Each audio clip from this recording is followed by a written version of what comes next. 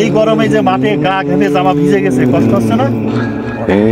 এক বোতল পানি, একটা স্যালাইন, একটা রুটি, আর একটা লাড্ডু।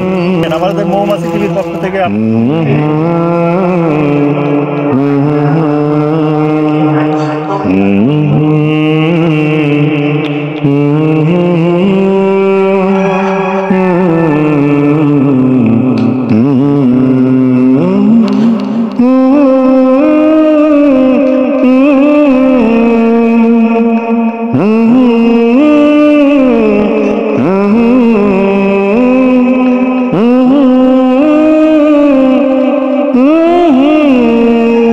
বয়স কত হয়েছে?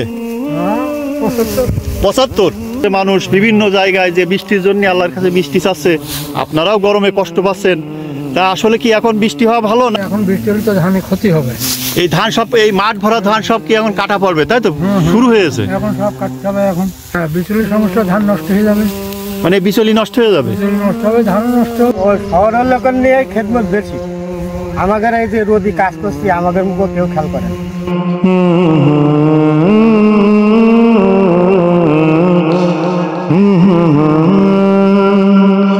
আমার জীবনে এরকম রোদ দেখিনি। চাষি ধান কাটা উঠে যায়, উঠে গেলে তারপর আল্লাহ বৃষ্টি দেবে। এখন একটা ঠান্ডা আবহাওয়া দরকার।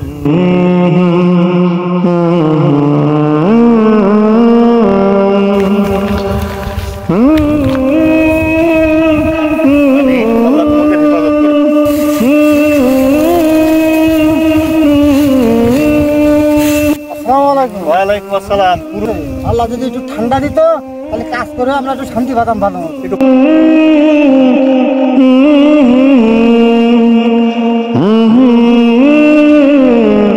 ভাদ্রে আরামে উঠেছি। কয়টা পর্যন্ত করবা? অন্তত 12টা, 12:30 কর হইতো। তাহলে 7 ঘন্টা?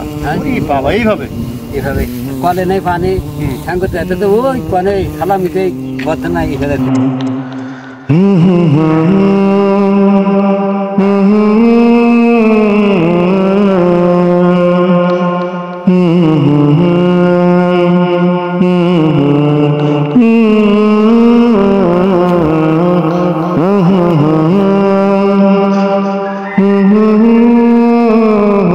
কষ্টে কি হয়ে গেছে। আর আমরা এসির তলে, ফ্যানের তলে বসে বলতেছি যে আমার বৃষ্টি দাও, বৃষ্টি দাও, আল্লাহ বৃষ্টি, তাই বলতেছি। কষ্ট আমার জীবনে টাটকা রোদির ভিতরে, এই 43 ডিগ্রি মানে তাপমাত্রার ভিতরে এরা কিভাবে কাজ করতেছে। আর এই ফসল যদি ঘরে না তোলে, তাহলে তো কৃষক শেষ। কৃষকের স্বপ্ন তো এই ফসলের ভিতরে।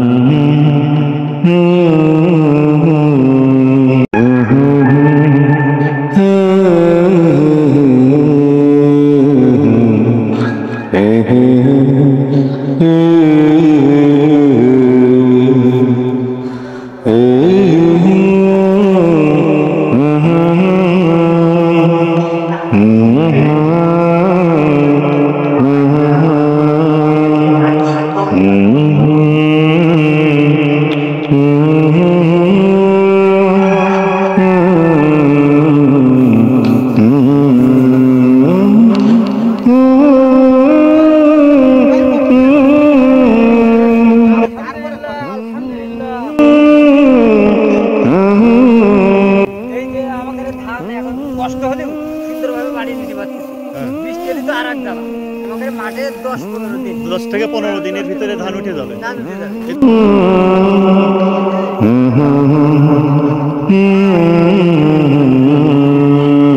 বললাম যে আজকে 2 তারিখে পরের দিন নাকি আবহাওয়া একটু খারাপ হতে পারে।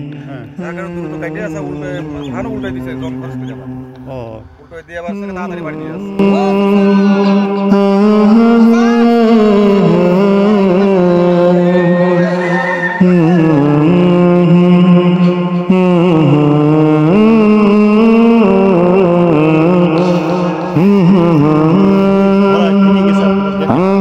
বয়স কত হয়েছে?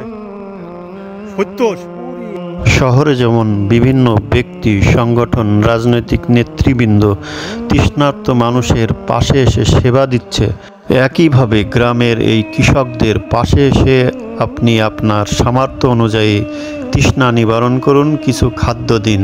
এটাও হতে পারে সদকায়ে জারিয়া।